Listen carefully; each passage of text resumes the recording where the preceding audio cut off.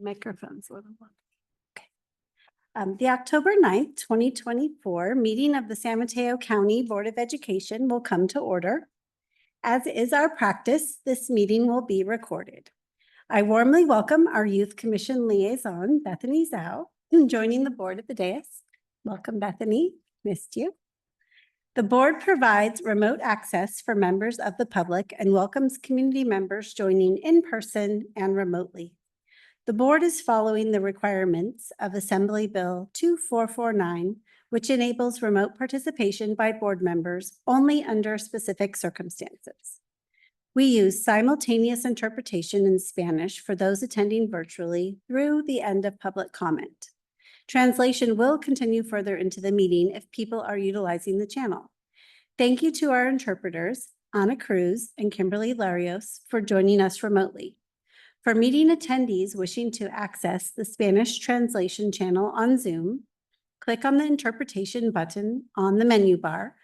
We ask all speakers to be mindful of the Spanish interpretation and speak slowly and clearly.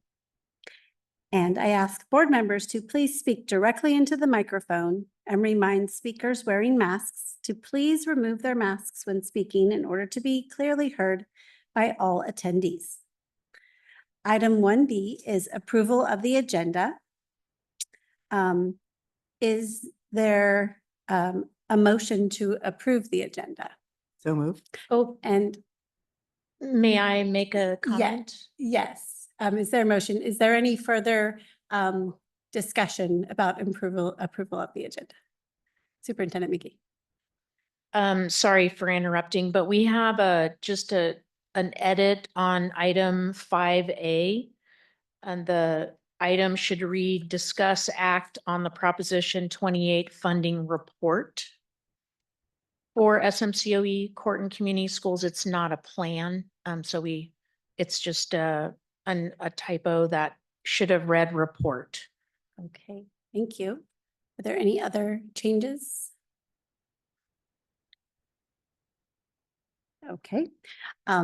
Would we like to make it a motion with the? I would like to move that we approve the minutes as amended.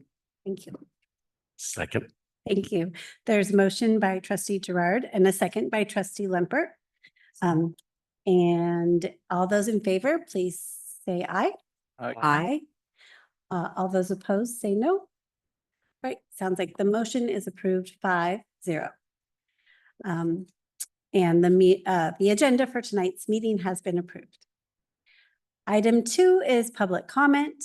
Guidelines for public comment are available on the SMCOE website and in board docs, as well as on the table outside the boardroom in both English and Spanish. If there are speakers who require Spanish interpretation, our interpreters, Ms. Cruz and Ms. Larios, will interpret following each speaker's comments. At this time, members of the public may provide comment for topics not included on the approved agenda. The County Board of Education does not act upon any matter that has not been agendized except under limited circumstances as permitted by law. It is the policy of the County Board to refer matters raised in this forum to the superintendent for investigation and/or action where appropriate. Superintendent McGee, do we have any comments submitted prior to the meeting? No, we do not. Thank you.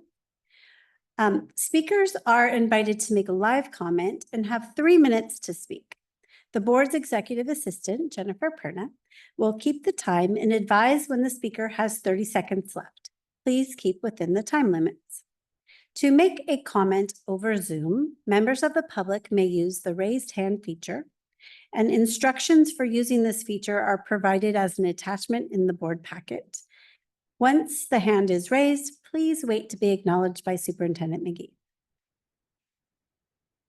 Superintendent McGee, are there any members of the public attending remotely who wish to make a comment at this time? We have one speaker, Christian Morales. Christian? Hello, yes, good evening. My name is Christian. I am the Vice President of CSEA Chapter 887. CSEA is the largest classified employee union in the country, representing a diverse membership dedicated to public education. The majority of these workers live within the boundaries of the county for which they work. They have a special knowledge and expertise about how their educational system functions. And in many cases, they are also the parents of children attending school in the county. As I mentioned during the last board meeting, Chapter 8-7 held candidate forums where the membership heard directly from those seeking to be elected to the San Mateo County Board of Education. Our members motioned, second, and successfully passed an endorsement for Chelsea Bonini for Trustee Area 4 and Michael O'Neill for Trustee Area 5. Chapter 887 wanted to endorse candidates who share our members' concerns about the proper operation of our organization and who will best represent the labor and educational interest of our members. Chelsea Bonini and Michael O'Neill presented themselves to possess those characteristics by answering our questions with sincerity, conviction, humility, and passion to the work ahead. Also, I just wanted to note that Chapter 158 and Chapter 87 leaders were with county office management at this year's regional LMI meeting with Hillsborough City. And we had a very good day of work. We are working on some team projects that we hope to announce soon to the whole organization. Thank you.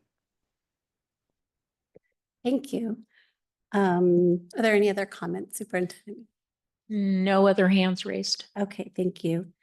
Members of the public may also provide live comment in person. Superintendent McGee, are there any cards submitted? No. Okay. All right. Public comment addressing a specific agenda item will be heard after the board's questions, comments, and discussion on the item. If members of the public wish to speak to a specific agenda item, please use the raised hand feature when the item is announced, or if in person, please submit a card in advance of the item. Okay, for item 3A, is there a motion to approve the minutes of the September 18th, 2024 regular board meeting as presented? So move. Is there a second? That I heard a motion by trustee Gerard and a second by trustee Lempert. Thank you. Is there any further discussion? All those in favor say aye. Aye. All those opposed say no. The motion passes with a vote of 5-0, and the minutes for the September 18th, 2024 regular board meeting have been approved. Item 4 is our consent agenda. The consent agenda is not debatable and requires a unanimous vote for passage. And the item may be removed from the consent agenda and placed on the regular order of business for separate discussion and action if any member of the board, the superintendent, or the public so requests. Is there a motion to approve our consent agenda? So moved. Second. There's a motion by trustee Lempert and a second by trustee Gerard. Is there any further discussion? Okay, all those in favor say aye. Aye. All those opposed say no. The motion passes with a vote of 5-0 and the consent agenda has been approved. Okay, on to item 5A. Marco Chavez, Deputy Superintendent, Educational Services Division, will provide a report on the Proposition 28 funding plan for SMCOE's Court and Community Schools. Deputy Superintendent Chavez. Did I say that right? Funding report. Funding report. Yes. Thank Sorry. you. Thank you. Good evening, President Bonini, members of the board, and Superintendent McGee. So as stated in the memo that was provided in the packet, on November 8th of 2022, the California voters approved Proposition 28, the Arts and Music in Schools Funding Guarantee and Accountability Act. The measure requires the state to establish a new ongoing program supporting arts instruction in schools beginning 2023-2024. A formula was also developed to determine allocations to the schools. And so as part of the accountability guidelines, we are required to present a funding annual report to you every year. Our court and community schools programs received a total allocation of $7,308 for last school year. And as you'll notice, our annual report reflects zero spending of these allocations because our programs used funds that were received through the Arts, Music, and Instructional Discretionary Block Grant. These were one-time funds that came ahead of the Prop 28 funds, so those were used first. And so the $7,000 will roll over to this fiscal year. And so as described at our last board meeting by Associate Superintendent Shouse and Executive Director Notch, those block grant funds were used to offer arts programming to our students this last year. And so moving forward, we will, for this year, our Court and Communities Schools programs will use Proposition 28 funds, last year's allocation as well as this year's allocation. So I'm happy to answer any questions and respectfully ask that you approve the Prop 28 Arts and Music in Schools Funding Annual Report. Are there any questions from the board? I just have one question. I know that it's it's not a ton of money. It's 7,000 something, right? Is that an amount that is set? Does it fluctuate? Will we expect to see that for the next year? Or I believe it's no? going to fluctuate a little bit. The formula is 1%. The allocation is 1% of the Prop 98 funds that we receive without the arts and music allocation. So the whole 1% of the whole Prop 98 that we would receive. Okay, thank you. Mhm. All right. Is there a motion to approve the Prop 28 funding report for the SFCOE's Court Community School? So moved. Second. There's a motion by trustee Gerard and a second by trustee Lempert. Is there any further discussion? Okay, all those in favor, say aye. Aye. The motion, are there any opposed? Okay. The motion passes with a vote of 5-0 and the Proposition 28 funding report for SMCOE's Court and Community Schools has been approved. All right. For item 6A, Kevin Boltema, Deputy Superintendent, Business Services Division, and Minette Manio, Executive Director, Internal Business Services, will present the 23-24 unaudited actuals year-end closing report. Deputy Superintendent Boltema and Executive Director Manio. Good evening, Board President Bonini, members of the board, Superintendent McGee. Kevin and I are here tonight to present our 23-24 and audited actuals year-end closing report.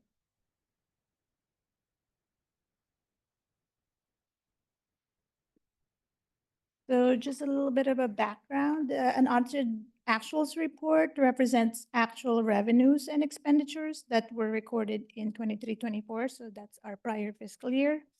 It is not a budget. It's just a true financial performance management. And the numbers here are presented before our annual independent audit is complete. Okay, and just a number of important items to note. Our interest revenue came higher in 23-24 than expected. The interest rates the market really did well, so we benefited from that because of the money that we have with the county treasurer. So we earned interest revenue on that. As well as the compensation settlements also were completed in 23-24. However, those did not reflect until after our second interim budget was done. And as you remember, last year, we made a decision to move to another ERP system, which is Frontline Escape system. We are now in implementation year. Last year in 23-24, the cost of that implementation portion was $897,000. And we'll see that number in the next slide. There's also a transfer of funds from our savings account, Fund 17, of 9.8 million. This was from when we closed last year, so about the same time last year when we presented our audited actuals for 22-23, there was a decision to move 9.8 million back into the savings account. So in 23-24, that actual money transfer is made, and we'll see that in the numbers. And 23-24 is also the last year that we are making a contribution to Fund 14 for deferred maintenance. So this is now a representation kind of the numbers I mentioned, noting those key important numbers or amounts. So as you know, as you can see, our revenues total 119, a little under 120 million, consisting of unrestricted revenues at about 81 million, restricted revenues about 38. Expenses were about 113. And now this is where I was mentioning the transfer in of 897,000. That's what our first year of implementation of ERP cost us. And we said that that money is going to be coming from our savings account. So now that's transfer coming in because that 897,000 is part of the expenses. Transfers out represents the 9.8 I mentioned going into Fund 17. A little over 268 is contributing to Fund 12, which is our early learning program. And then the $500,000 contribution to Fund 14 for deferred maintenance. So, and then we have contributions from unrestricted revenues to support those programs that we run. So that brings about a change in fund balance of a little over $3 million. So this just represents the pie of the composition of our revenues, both restricted and unrestricted. So the blue or the indigo color represents all of our LCFF dollars. Please note that this also includes, it's not a complete representation because this includes the amount that we have to give back or return back to the state as part of excess tax. Local represents the yellow, which mostly is our leases, interest, and contracts and fees. This is also where our transportation allocation is recorded. Our federal revenues, those are all our Title I monies. Most of our ESSER monies, which have ended, most of them ended this year, beginning of this year through 9/30. So those will no longer see when we come back here for 24-25 year-end reporting.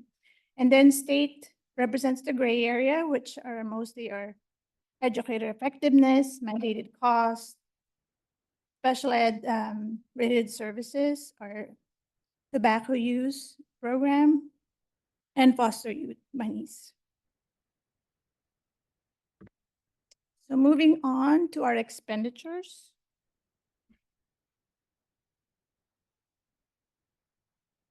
So again, the big chunk of it is now representing our property taxes that we sent back to the state. And then of course, our salaries certificated, about 15.1 million, classified salaries about 18, and benefits combined, certificated and classified are about 15.5 million.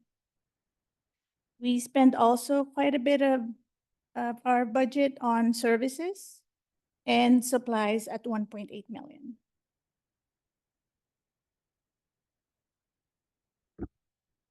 And this slide just gives us a little breakdown of our services contracts. This is mostly, this is coded in our, we call it services in object code 50 or 5,000. And this list is by program manager code or by program. So as you can see, the ones that are significant to kind of note are legal services. So there's a little bit of savings in that, and mostly it's because we just budgeted, we budgeted an amount, but we came in less. That means less activities were charged. And also for transportation, we budgeted 2.5 million, but actuals came in at 1.9. And that is mainly because we served fewer students in 23-24. And as well as our program in IT, which is our CECC current system, that is at 2.6 million. It came in a little lower, which means just means that the costs were a little less than what we expected. Oh, Kevin will now take over from here.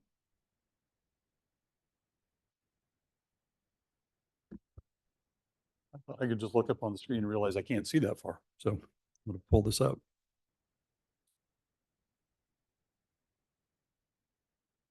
Okay, so really what we want to talk about here is our last budget, which we call our estimated actual budget, as compared to where the numbers really fell out. For the local control funding formula, we ended the year about $244,000 better, mostly because of property tax ultimately came into what our original projections were. You can see our federal revenue very close to budget projections along with our state. And then local revenue is where we see kind of the large increase at 3.5 million. That is, as Minette mentioned, largely due to interest earnings in the county treasury. Previously, we'd only been experiencing about maybe a 1% return on dollars, and we're seeing as high as almost 3%. And then we have to do an accounting mechanism recording of the gain on investment in the treasury, which actually isn't an operational revenue or expenditure to us. However, we do have to record the journal entry, and it's recorded in this area. So it does look like we had more than budget. And then we need to start budgeting a little bit better on revenue that we charge out to students that are participating in the Spectrum program for transportation. On the expenditure side, Minette mentioned this, but certificated salaries were really right on at 13,000. But then we saw our classified salaries along with our benefits higher than what our budget looked like. And again, that was the settlement that occurred after our second interim budget at the time. It also includes any one-time payments being made. Books and supplies, this is typical at the end of the year to see some money fall out because we don't spend every dollar that we had budgeted in our supplies. Same is true of services, but we do note a couple specific examples of just less expenditures overall in services, as Minette just showed, transportation, outdoor ed related to our YMCA contract. And then again, the ERP budget was a little higher than what we ultimately ended up in. But we do see in our other outgo, that is the amount that we pay back to the state. Again, that is a function of increased property taxes to us, more dollars that we have to actually, unfortunately, we don't get to keep, but we send back to the state. And in our indirect cost, it is typical again to come under budget in this area because we don't spend every restricted dollar, we don't get to charge the complete indirect cost for the entire program. And then we see transfers in, Annette mentioned that already. And then our, mentioned that at the 9.7 million. And then contributions really close there. So we went from, if you look at this, went from thinking we were going to have a positive $3.5 million on the unrestricted side. We are recording a negative change in fund balance of 4.3. That's a swing of almost $8 million. So we want to show you on the next slide what really is going on, though, is that if you take out the accounting for the gain on investment and you take out the transfer, which was really one-time in nature, our change in fund balance, I got to get to the next slide.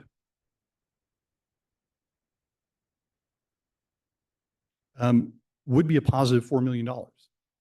So again, without that transfer, going back to our 22-23, and without the accounting journal entry on the revenue side, we were really close to where we thought we were going to be on the unrestricted side of the budget, a difference of about only $430,000.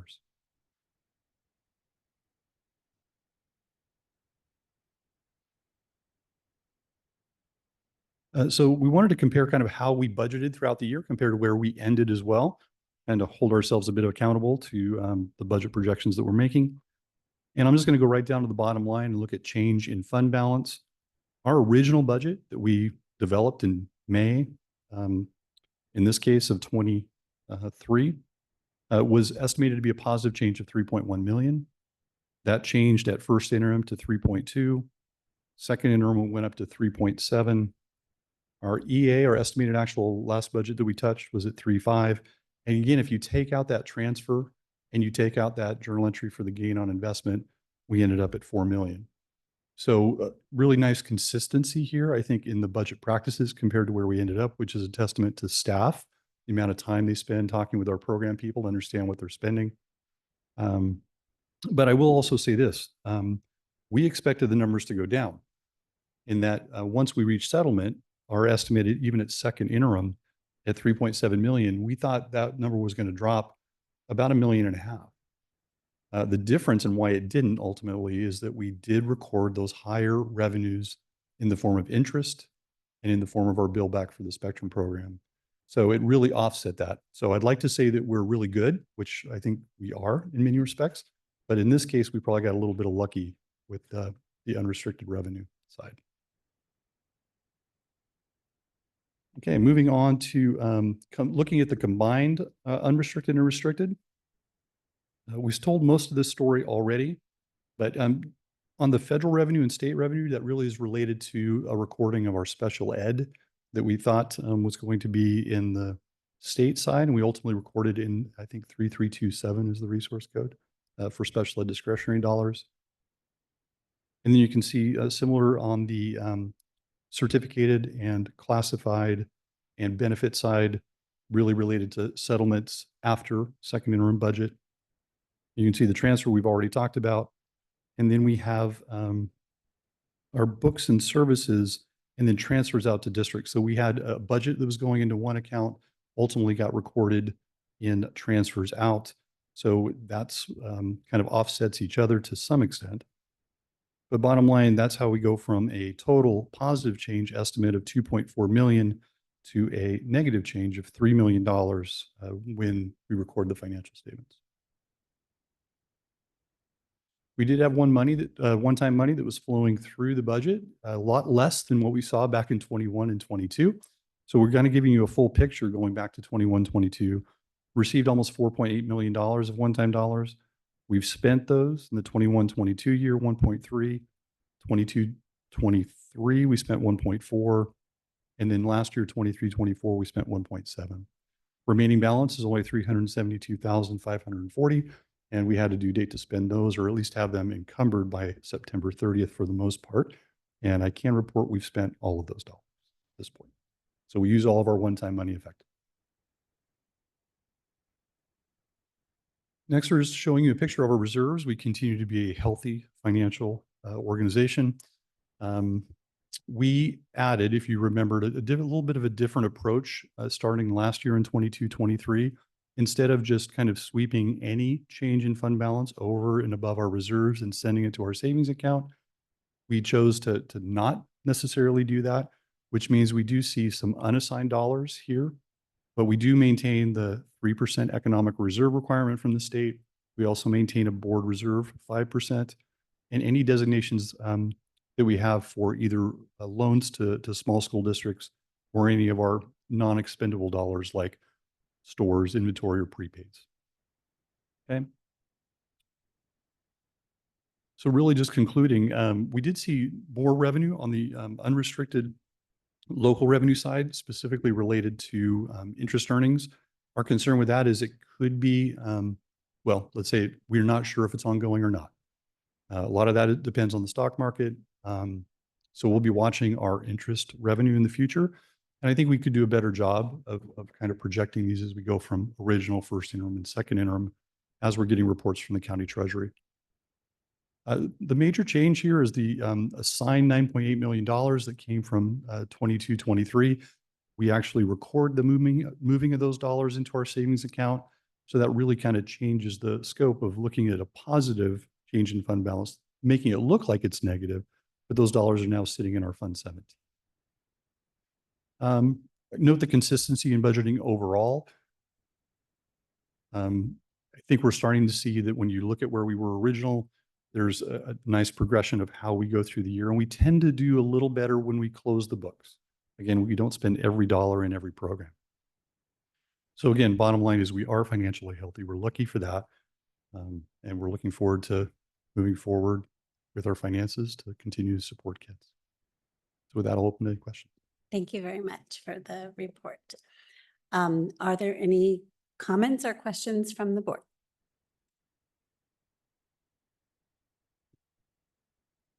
Okay, I just have a couple. One is, do you have the total amount? I know this is not the budget itself, but for this past year, can you just remind us, and if you have it handy, the number or the amount that we are sending back to the state from that total income? I feel like it's like 35 million. Yeah, or something, which is just gonna a pull lot. up a report here. I think Thank it's you, sorry. 38. Oh, again, Manette knows the right answer. It's 35,158,097. Okay, thank you. Yeah. So much. Thank you. And then my other question, which I apologize for not sending in advance, but I also wanted to understand how much we have in reserve total. We moved more money to Fund 17. Do we know how much? Can you tell us how much is in Fund 17? And then potentially the other pockets of reserve? I just want to get the whole picture. I was kind of trying to piece it out here, but I didn't see it. Yes. So at the close for the 23-24 year, we will have I'll just go through the funds themselves. So we have a Child Development Fund 12. Mhm. We have $2.8 million there. Fund 14 for deferred maintenance, we have 8.6 million. Fund 17, which is really our savings account, we're up to almost $83 million. In our Fund 19, which is a foundation special reserve, we have 217. For Fund 20, a special reserve for post-employment benefits, we have almost 15 million. And then our county school facilities fund, we have 1.3. And then Fund 40 for capital improvement projects reserved, it's 51.6 million. So lots of reserves. And I think ultimately, how do you use reserves wisely? And we, I think, had been planning for the day with our flat funding that we knew our expenditures would outpace those revenues. So we're poised for that. We are seeing that as we kind of look out in our multi-year projection. We do think deficits are coming. So to prepare the board and the public and our employees, we do think that will be a norm for us. And we will have to then do transfers in to kind of offset that. The nice thing about that is you don't have to be quick with reductions or changes in your program. You can be thoughtful about that. And again, it's one time, so you want to get as much benefit as you can out of those reserves. Thank you so much. All right. Are there any comments from the public? No hands. No hands, no cards? Okay. All right. Is there a motion to approve the 2023-2024 unaudited actuals year-end closing report? So moved. Second. There's a motion from trustee Torres and a second from trustee Gerard. Is there any further discussion? All those in favor say aye. Aye. Any opposed say no. The motion passes 5-0, and the unaudited actuals for 23-24 for the year-end closing report have been approved. Right. you. And again, Guys. it's all the people every day doing the work in the business office that make this report accurate. So we appreciate everything they do. Thank you. We appreciate you as well. Okay, we're on to item 7A. Superintendent McGee will provide a report on Assembly Bill 3216, the Phone Free School Act. Superintendent McGee? Thank you, President Benini. And I believe this was your interest to hear more about this. So just to provide context, on September 23rd of 2024, Governor Newsom signed legislation to limit the use of smartphones during school hours. The bill pushes school districts to work with their students, parents, and community members to establish practical policies around cell phone use by students at school. The impetus for the bill is an increasingly urgent understanding of the connection between social media use by young people and the rising rates of anxiety, depression, and other mental health issues that we see across the country in our young people. School districts who have already implemented phone-free settings report increased social interaction among students, less distraction while learning, and of course, improved engagement with the school program.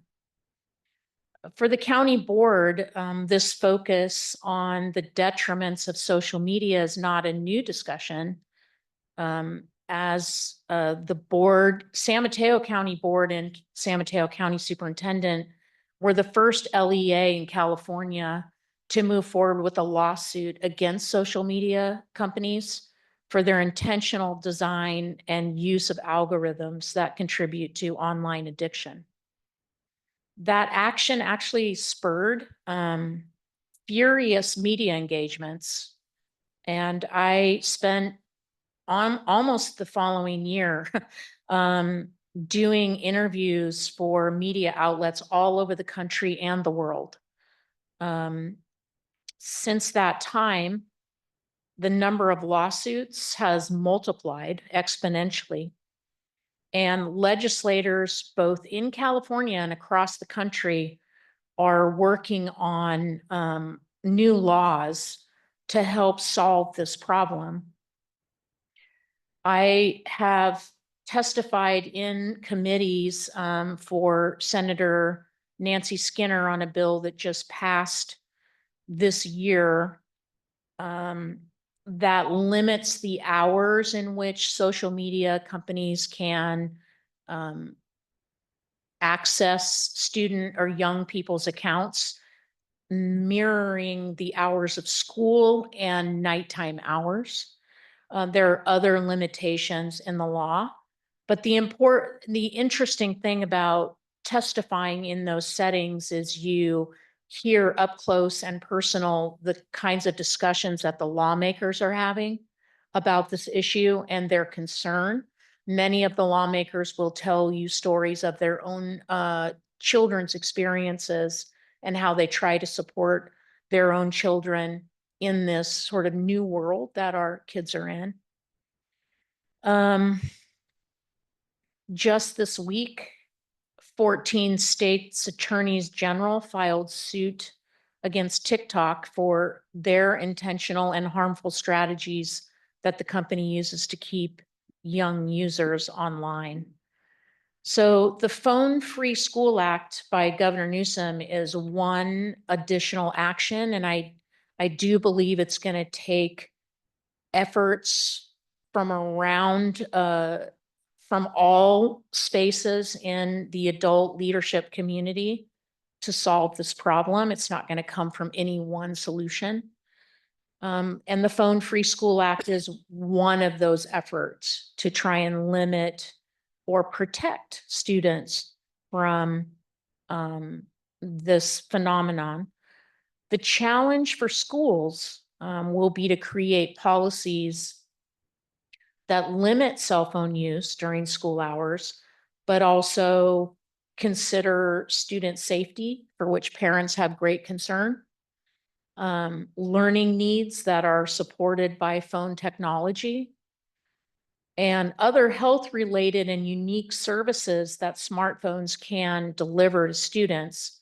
For instance, students diagnosed with diabetes can use an app on their phone to test their blood sugar. So there's so many different uses that a phone can provide. And certainly not all of it is negative or detrimental. So developing smart and effective policies in a school setting will need to be a thoughtful process. A Pew Research report stated that even in school districts where there already is a ban on cell phone use, there's a lot of nuance in how the schools address it. In order for a full school ban to be effective, you really have to have strong leadership supporting the staff in enforcing it. So it is a partnership between teachers, staff, and site administrators to work together in hopefully positively enforcing and reinforcing the effort. High school teachers are more likely than their peers to report that enforcing policies is difficult. And 6 in 10 high school teachers in places with a cell phone policy say this, that it's difficult, compared with only 30% of middle school teachers and 12% of elementary school teachers. So obviously, high school students have more independence, are more likely to push back against regulations that restrict their freedoms. So schools and districts will need to think through and develop policies that follow best practices for enforcing the policy. You can't just make a rule that you have to put your phone away. It has to be paired with teaching digital literacy. Students should understand why the harm is happening and how social media companies operate to build the algorithms that can be a detriment to their mental health. Additionally, schools will need to provide alternative technology tools. You can't just rely on take out your cell phone and use your calculator. Many schools do save money on that because most students do have, like especially older students have phones and they have calculators and other simple tools like that. So those will need to be thought through and provided. And then thinking about, oftentimes you've probably been in an audience where you've used a Mentimeter, where there's a quick survey for who in the room is new to this topic, and you log in on your phone. And those kinds of strategies can be effective at engaging in the classroom. I'm not just talking about a Mentimeter, but many other tools that teachers can access that may operate through a phone. And then additionally, schools will need to think about where phones are stored. I've been at San Mateo High where they use the Yonder pouches. And then there are stations that have the magnets where they can be unlocked. I've also been in schools where there was like a homemade felt, like little phone cubby thing that hung on the wall, and kids just put their phones in the cubbies. Phones can be, stolen and lost in those settings, and these are very expensive devices. So those things need to be thought through. In SMCOE school programs, this is an extremely limited application for this policy, really only at Gateway. It's our Gateway students who are the only students that we serve that would really be accessing phones during the school day. To this point, we do not have a formal cell phone policy. It has been a topic of discussion over the last few years. And we are going to have further discussion and try to pilot some reinforcing behaviors for the new semester in January. Our program is really working hard to build a culture of positive behavior and support as opposed to punitive power struggles between adults and kids. We really want to focus on rewarding students for their positive behaviors, which has been growing and has been very successful.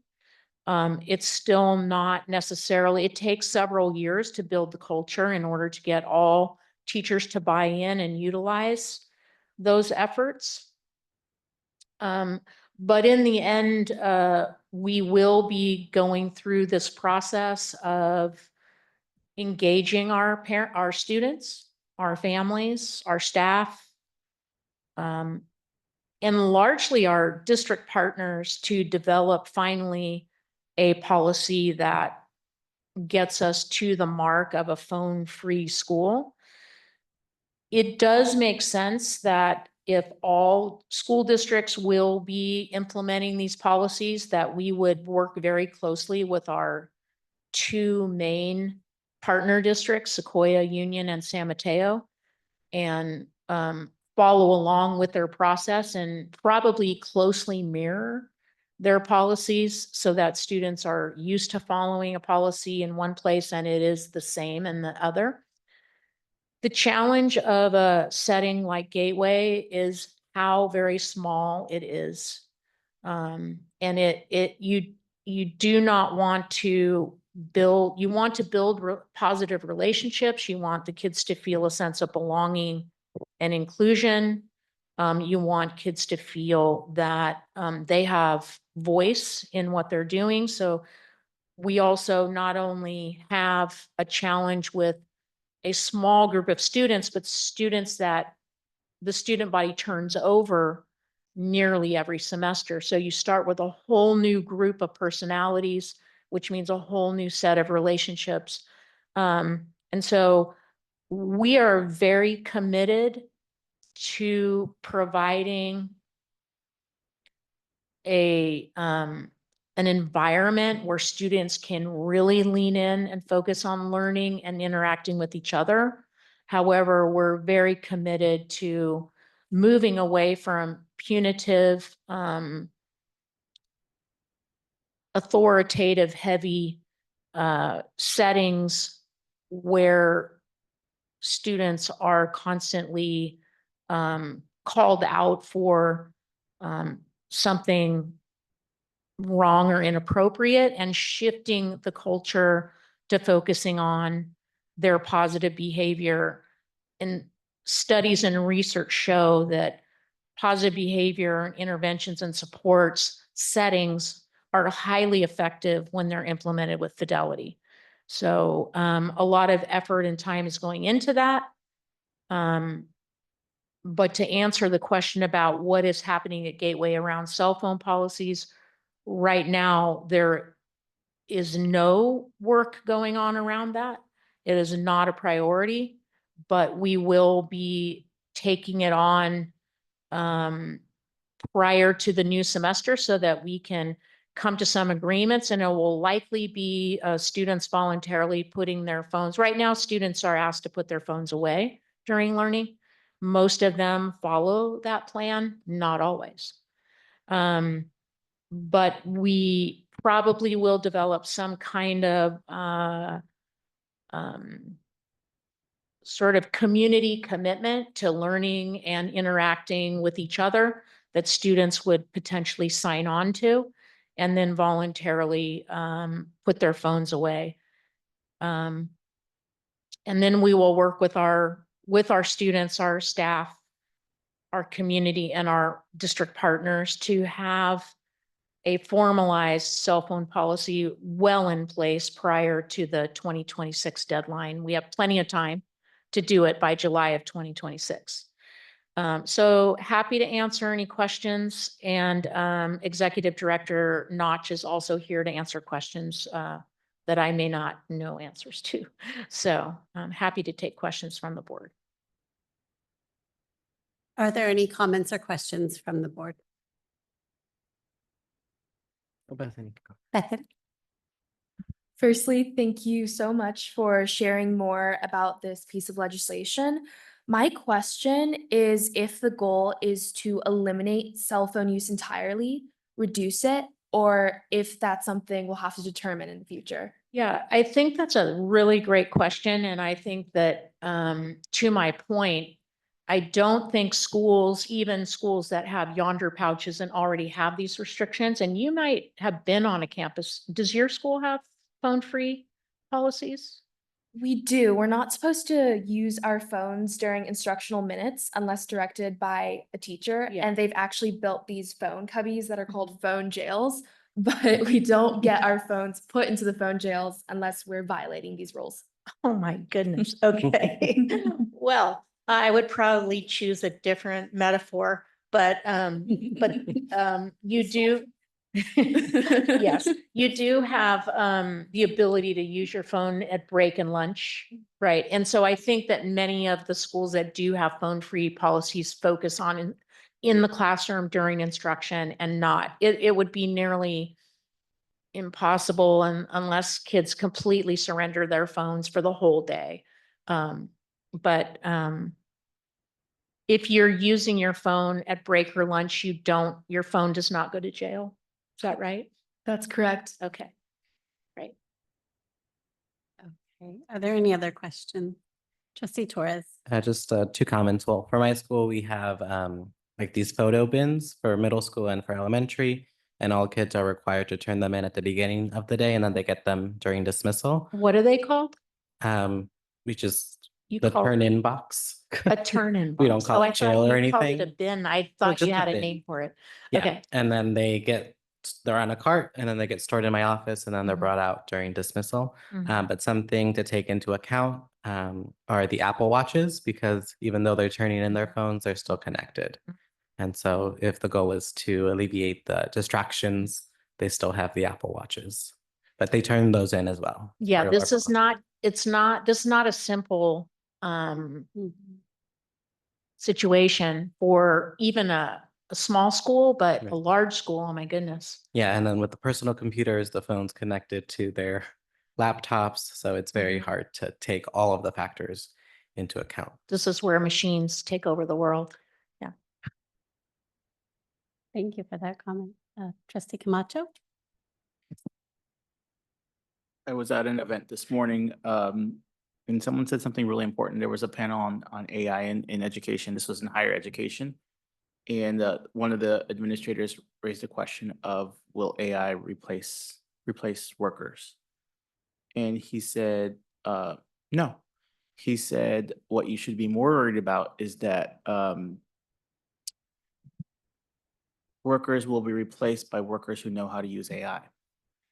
And so I think about what you said, the comment about the valuable tool that having that in your hand is.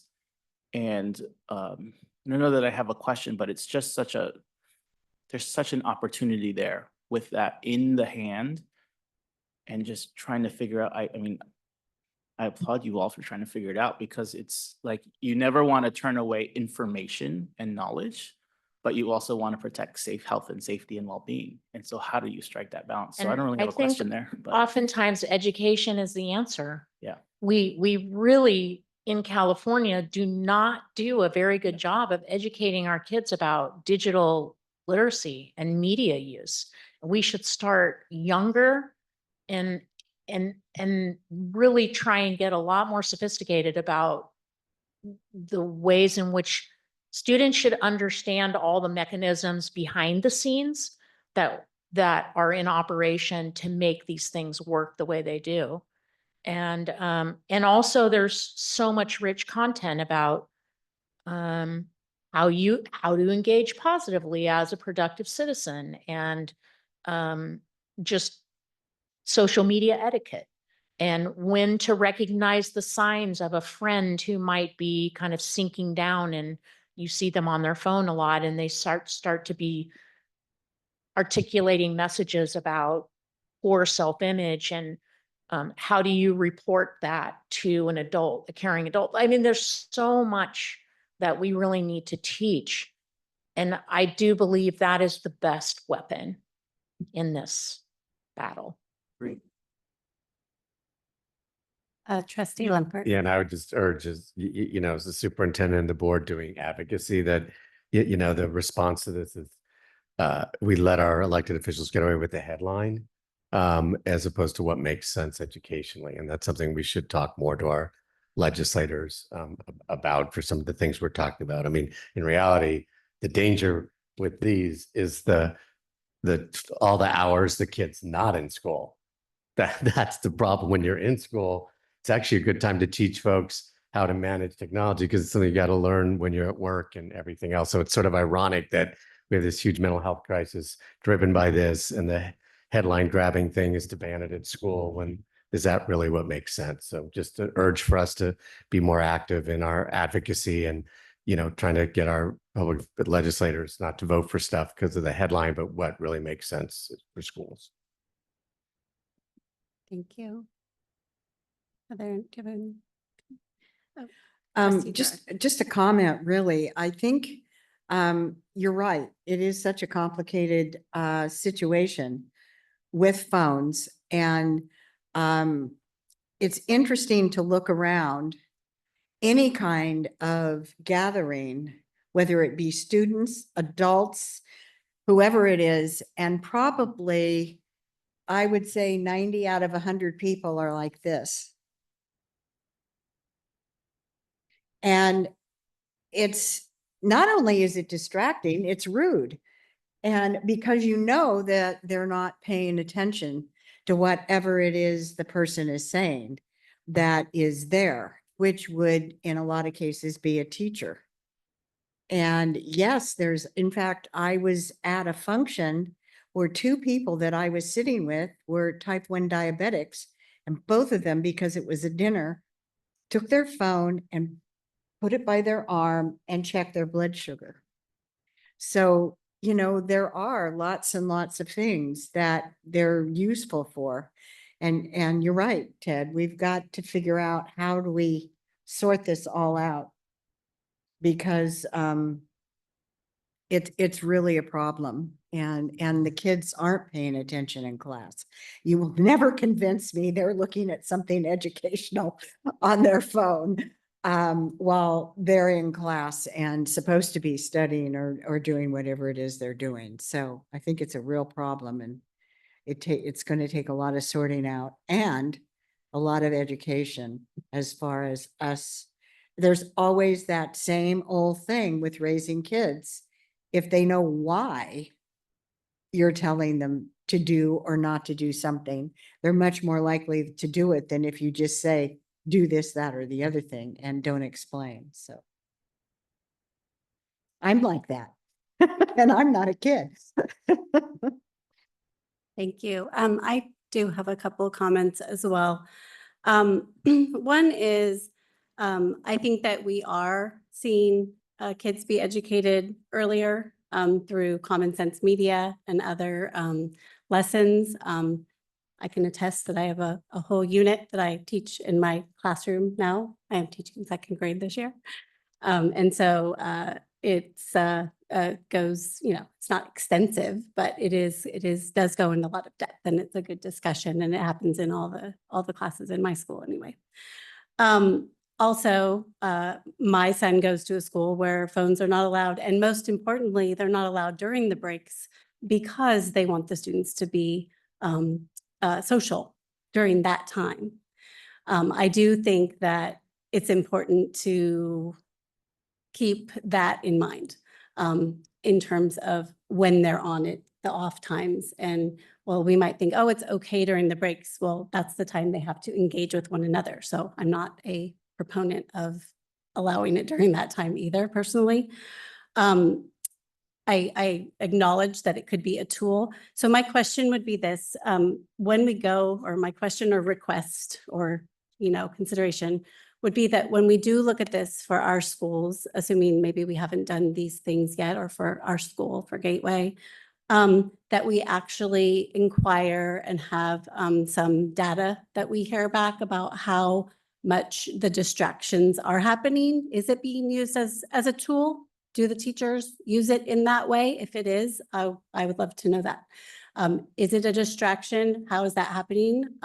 I think that as we consider what the policy would be, I assume it would end up being a policy that we would have some say in, or it would be a board policy perhaps. So I think we would want to have some data. So as that's developed, I think that's really important. And then I'd also be curious to know if it is a voluntary policy at this point, are any students volunteering to do that? Like what are all the data points that we might consider for that? And are there other issues in terms of how students are engaging? Are they, how distracted are they? Are they, taking calls? What are they doing? So I think we need to know that as a board. So thank you very much for this item. I have been super concerned about it, and I knew that things were percolating. And then as I thought about our action against social media companies, I was just like, I don't think that our students should be using phones, but I do completely respect the complexity of the situation. You have another comment? Yes. Okay.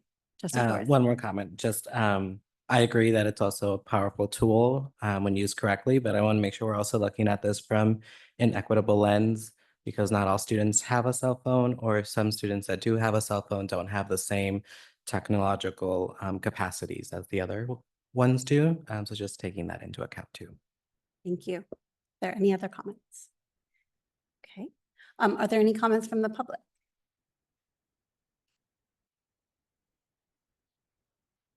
No hands.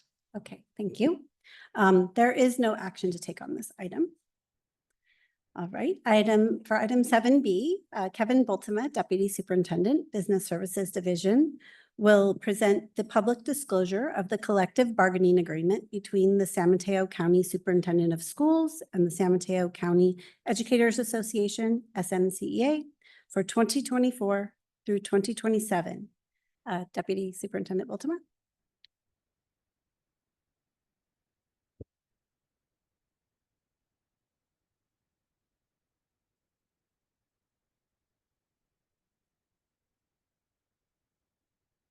I apologize. I lost my screen.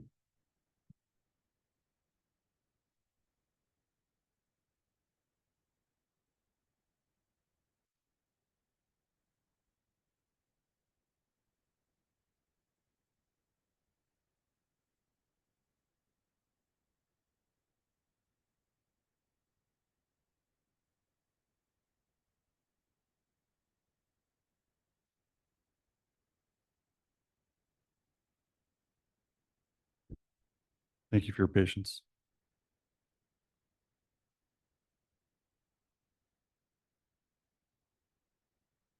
Thank you. Thank you, Jennifer.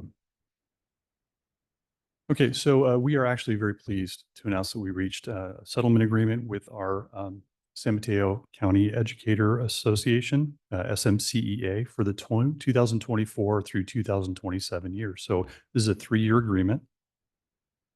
Beginning in 2024 this year, we have settled with a 3.5% increase to the salary schedule.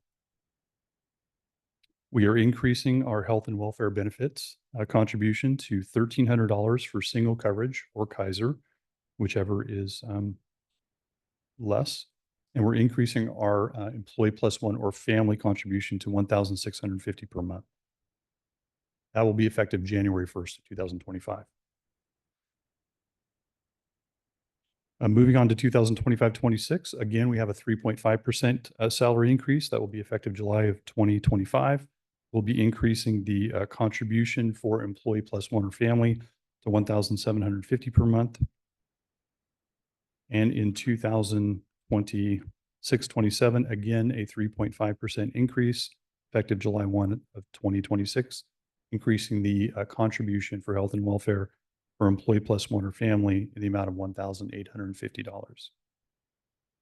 So we estimate the total cost of this agreement to be $985,620. We've included the impact by years, and we're open to any questions the board may have. Are there any questions from the board? Okay, none. Are there any questions from the public? No questions. Thank you so much. There is no action to take on this item. All right. And thank you, Jennifer, for saving me. Okay. Item 7C is superintendent comments. Superintendent McGee, do you have any comments to share? I do, and I wrote them out, and it may be, I'll try and be concise, but I won't be brief. How's that?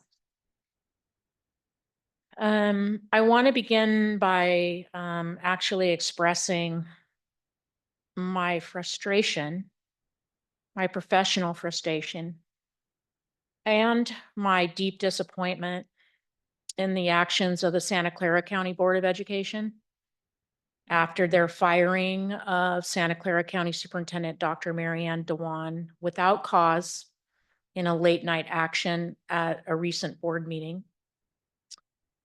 This is an explicit example of board politics gone awry, where toxicity creates serious distraction away from serving the best interests of students. I have worked closely with Dr. Dewan for 6 years and know her as the ultimate professional.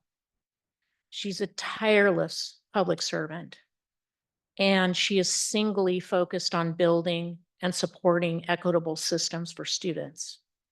She's doing all the right work. That this board action took place just weeks before the November election and potential board turnover is even more egregious and irresponsible. This kind of adult-focused drama depletes staff, impacts morale, and most seriously takes our focus away from serving students, and our students deserve better.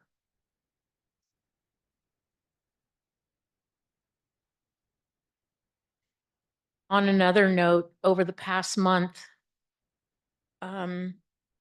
it's kind of been like a lot of births. It's like 9 months of pregnancy and lots of births, because all these year-long planning and strategic planning projects that finally made its way into the world.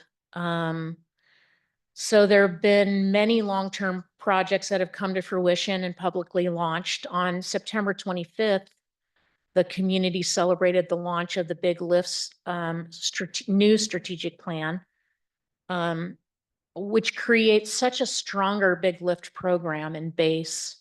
It includes a broader, more formalized governance structure, more transparent. Okay, hang on a second. I just lost my document.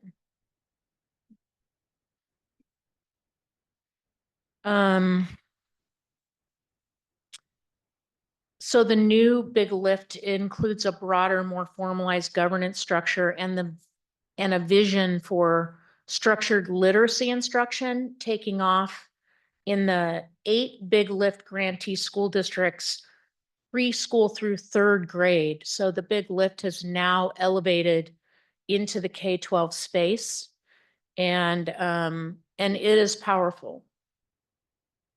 So last week, as part of the launch, I participated in a 2-day Big Lift retreat with all the 8 Big Lift districts, including all the superintendents, as we learned together on leadership for literacy, how to transform your systems to have deep impact in literacy and reading fluency.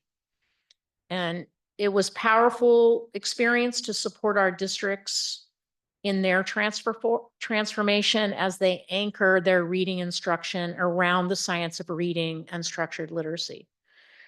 So that was really inspiring, and I was pretty blown away by the difference in, say, the way in which the Big Lift was operating in its first iteration, which had its own purpose. But now we're going to see systems change, I believe, as a result of the Big Lift 2.0 is what we refer to it as. Last Monday, then at the Switching gears again, last Monday at the Coalition for Safe Schools and Communities Breakfast, we introduced the United for Youth Vision 2030, the report you have at your seats, which is a blueprint for raising the bar for supporting behavioral health for all youth in San Mateo County. The planning and study took a year to complete and included more than 100 community leaders and stakeholders, including Trustee Benini. The blueprint is intended to support every youth-serving agency and organization to guide their own strategic actions around youth behavioral health. And the coalition intends to attract additional funding for the work to support the plan, beginning with a boost from the county supervisors who allocated $500,000 per year of Measure K dollars for the next 3 years to help implement the strategies in the plan. And so it was a positive, proud moment, but obviously always the real work lies ahead in making it come to be and changing conditions for every child. Finally, switching again to another year-long process. Hard work and planning at SMCOE. We've completed our compensation and classification study that will go to the Personnel Commission for final approval on October 16th. This is a much needed refresh on job classifications, job descriptions, and market study classification for all classified employees. There will be a certificated report following in another few months, so that the entire organization will be modernized. It has been nearly 20 years since this information has been updated, so you can imagine what some of those job descriptions look like. I want to offer my gratitude and respect to Randy Perez, our Executive Director of Personnel Commission Services, who led us capably and steadily through the process, and it was not easy. As you might imagine, after 20 years, what a new study this new study brings changes to our organization, and organizational changes can be very challenging. And when the goal is to uplift and ensure that our staff is working with market standard duties and the associated compensation, still change is hard. Once approved, the leadership team, the core cabinet, will develop an implementation plan to roll out the compensation recommendations over the next few years. Obviously, we will not be able to implement all the recommendations all at once, but we will develop an equity-driven plan that focuses first on our staff who work closest with students in our school programs and those that are furthest away from the compensation median. So we look forward to continuing that work and continuing to lean into the positive changes that this report will help inspire in the organization going forward, all in the name of best serving our students, our teachers, and our districts. Finally, next week is the week of the school administrator. You passed a resolution to recognize them. We so appreciate our school administrators who work tirelessly to help provide the conditions for learning and for teaching to support our students and our staff so that their experience in our schools is positive, helps them find their confidence and their voice, and helps them develop skills to navigate a really complex 21st century. So thank you to those school administrators. Gonna surprise our Deputy Superintendent, Kevin Boltman, just offer personal congratulations to his family. They will be celebrating the graduation of their daughter tomorrow, if they can get there. They're gonna try and fly around a hurricane to get to her graduation, who she just completed her FBI training to be an IRS investigator, and he's been filling us in on the day by day of what that requires, and it's no joke. And I'm really so impressed with her. I can't wait to meet her, but I'm going to put a good distance between us so she doesn't take me down in some kind of hold. So congratulations to the Boltema family for that. Tonight, the board will adjourn the meeting in honor of our colleague Tammy Moore's father, who suddenly passed away in September. We surround Tammy with our love and support and wish her and her family comfort and healing over the next year. Finally, just a reminder that we have a school visit for the board coming up for Gateway, Hillcrest, and the Ann Campbell Center, scheduled for Thursday, October 24th. I know that in your packets, you have a list of who's signed up, but I believe we have Jim Cannon. And I will be, and Ms. Gerard will join that, and then I will join you for those, for that experience. Look forward to that. And that does conclude my comments. I apologize for the lengthy list. Thank you. All right.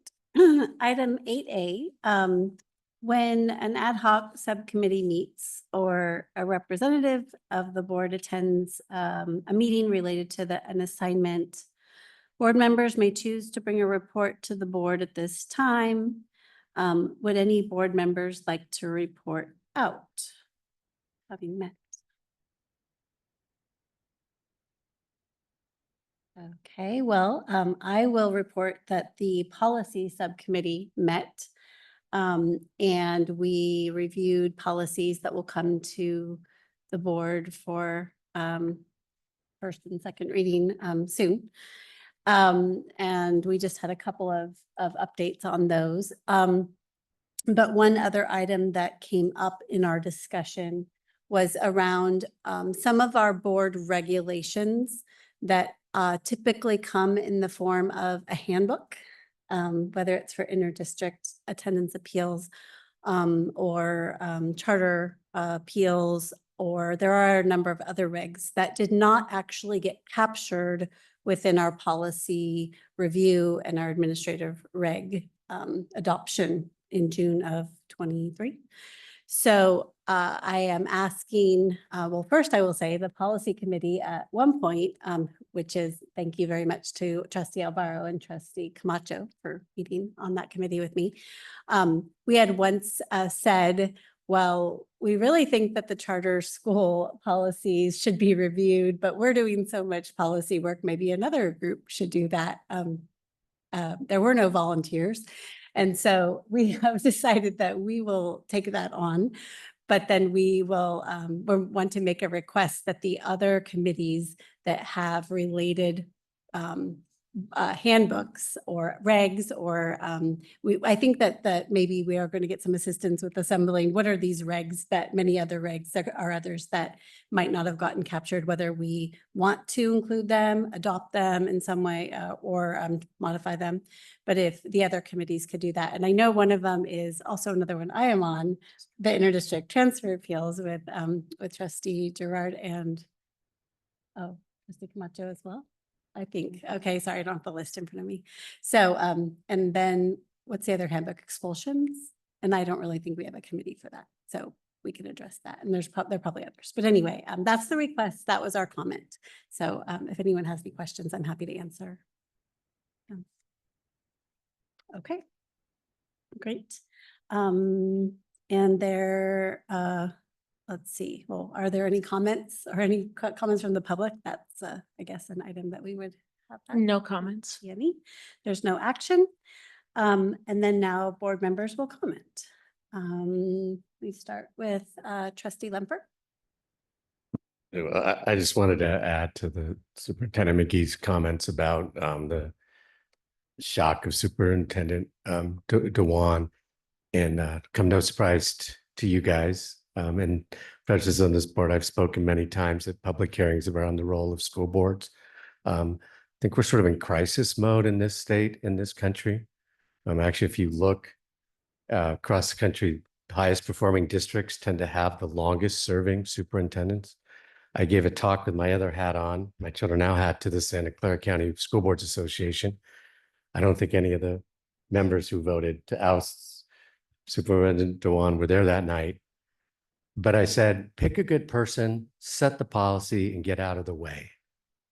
And what's happening now with school boards from folks on the left, folks on the right, I mean, think about it.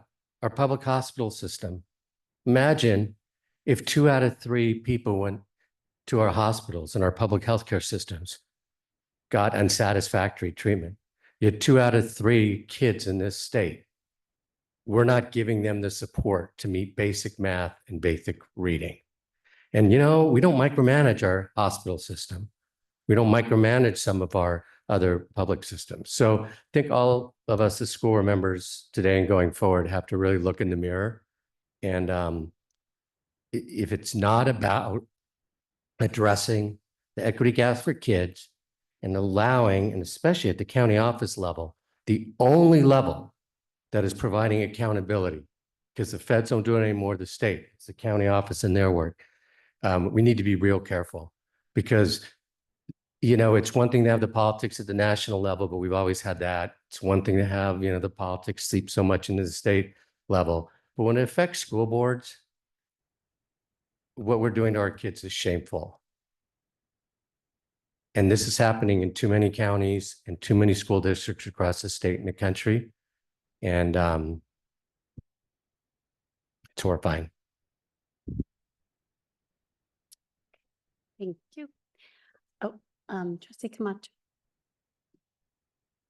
I had the opportunity to attend Safe and Supportive Schools Breakfast. It was the first time, because I think this is the first time we've had one where I didn't have a in-person day job. So I had a little more flexibility to attend that. So what a great gathering. That happened after our last board meeting, right? So we haven't had, okay, so one of the, for those of you that weren't able to attend, one of the things that Superintendent McGee reminded us or alerted us to was that the survivors of Sandy Hook graduated high school this past summer or this past May. And, you know, time just flies by. And there's so much more work to be done, but the things that were celebrated at that breakfast are to be commended greatly in this county. The work that's been done through the Safe and Supportive Schools Coalition, through Superintendent McGee's leadership and collaboration with all the county agencies. So a remarkable event. We did launch the United for Youth, which I'm excited to hear more about that and how we can continue these conversations to be able to resource this the way it needs to be resourced. So thank you for that invitation. And it was great to be at a daytime county event again. Followed up that afternoon, I know Superintendent McGee had several activities that day, but that afternoon I was able to also attend the Black Educators Welcome for the County, which was another phenomenal event put on in collaboration between the county office and the Bay Area Community Health Advisory Council. Another wonderful event celebrating educators, particularly in an affinity space. I felt very honored to be invited and just observed and was there to just support. But it was a great event. So thank you to the county office for helping host that event. It was at the beautiful Burlingame Community Center, which the last time I was at that park, there was not a building there. And so that was lovely to see as well. So I don't know if you all have been there, it's very nice. And then just a little side note, I recently was appointed to the Ravenswood Education Foundation board, which is very exciting work. Some incredible things happening in Ravenswood School District, as many of you all know, especially under Superintendent Sandario's leadership. And so very excited to help however I can in the community. So that's all. Thank you. Trustee Gerard? Yes, and I want to apologize for not being able to be there. I was ill and I wasn't sure exactly what I had, so I did not want to come and pass it on. But I've been there the last 2 years and have more than enjoyed hearing all of the wonderful things that's happening in San Mateo County and how involved we are as a county office. So I just wanted to say that. I have a few things to talk about this evening, and I do want to give my condolences to Tammy and her family. So sorry that she's having to go through this. It's a very difficult thing to go through, and I understand completely. I wanted to let everyone know that the transition group that I was participating in has finalized all the requests going to the CSBA Board of Directors, and they have been submitted to the Board of Directors. And they will be voted on at the November, December Delegate Assembly meeting during the Board of Directors meeting.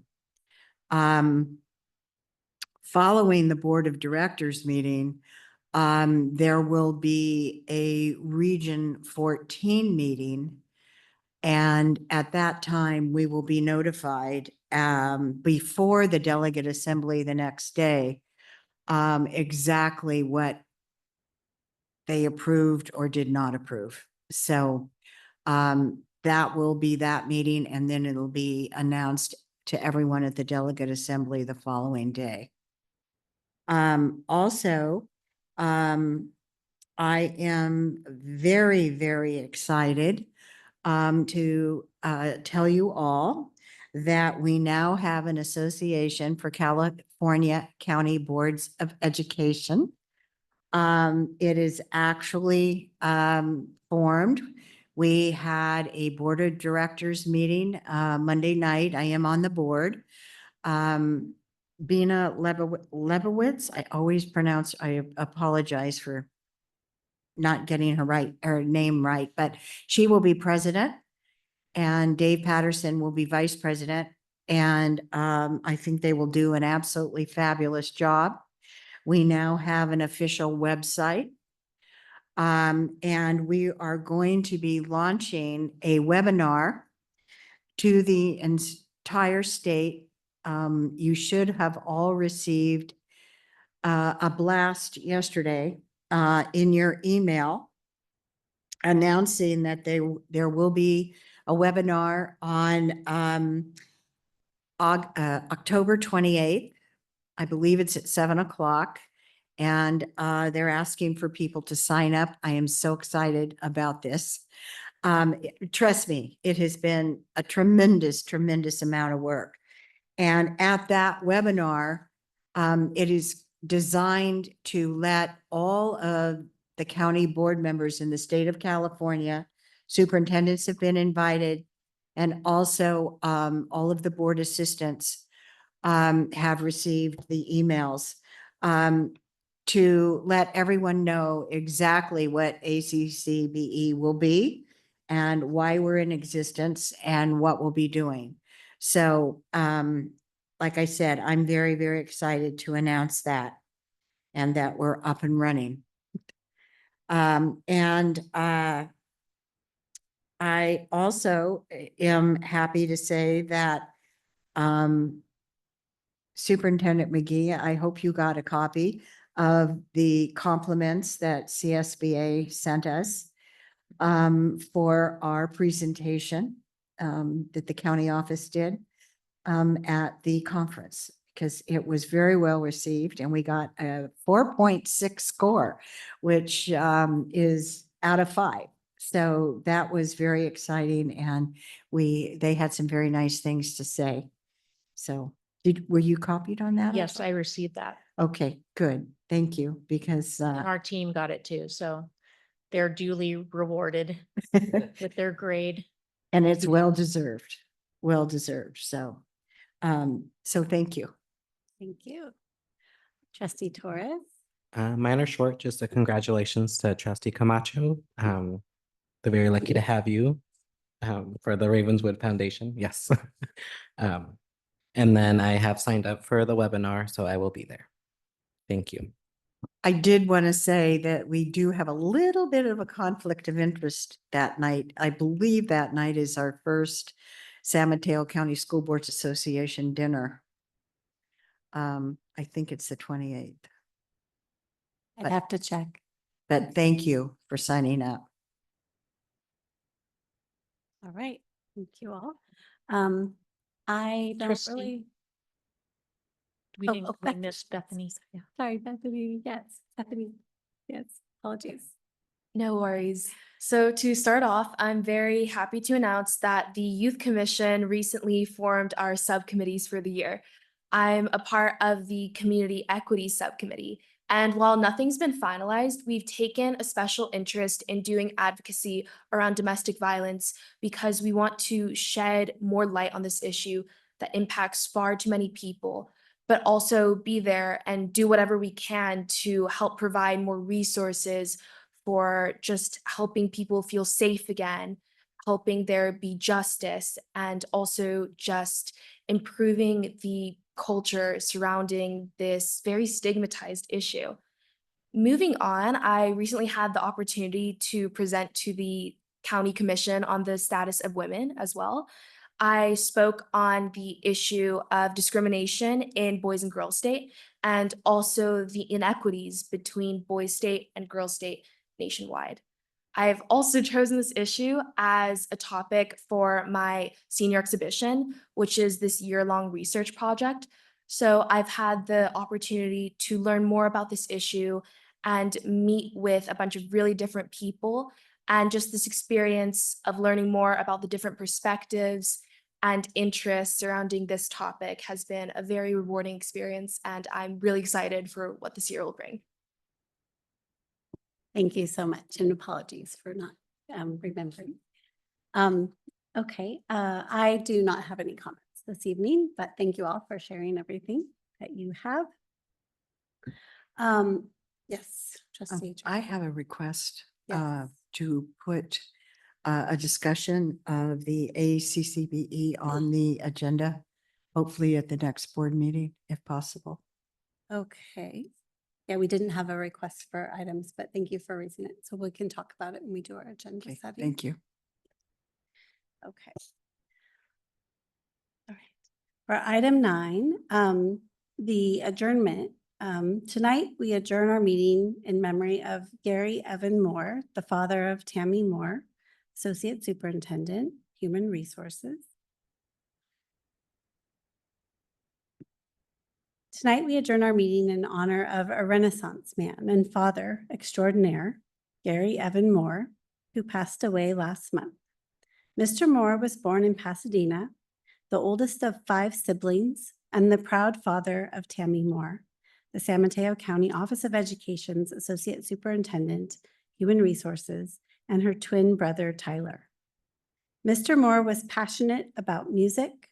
From an early age, he taught himself to play guitar and piano, not one to let a hurdle or diagnosis get in his way. Mr. Moore addressed his dyslexia by learning to play music by ear. He shared his deep passion for music with his children and volunteered as a band teacher at Gunderson High School in San Jose to ensure his children had access to music education in high school. Mr. Moore enjoyed a creative and fulfilling career, working in video production, website design, and later as a personal and professional coach and trainer for tech companies. He remained young at heart throughout his life, taking every opportunity to dress in costume for events and special occasions, and passing that tradition on to his daughter, Tammy. In retirement, Mr. Moore enjoyed traveling the United States in his motorhome with his wife and cats, learning to sail, continuing to costume and attend Renaissance fairs with his family, playing music with his wife and friends, and doing the Wordle puzzle daily. Mr. Moore loved to say he was the same age as Disneyland, which was one of his favorite places. Like Disneyland, Mr. Moore brought much joy and magic to all those who knew and loved him. Mr. Moore will be sorely missed, And we send our heartfelt condolences to Tammy and the rest of the Moore family.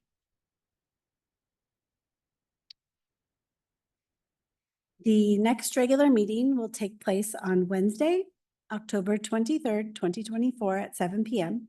And this meeting is adjourned.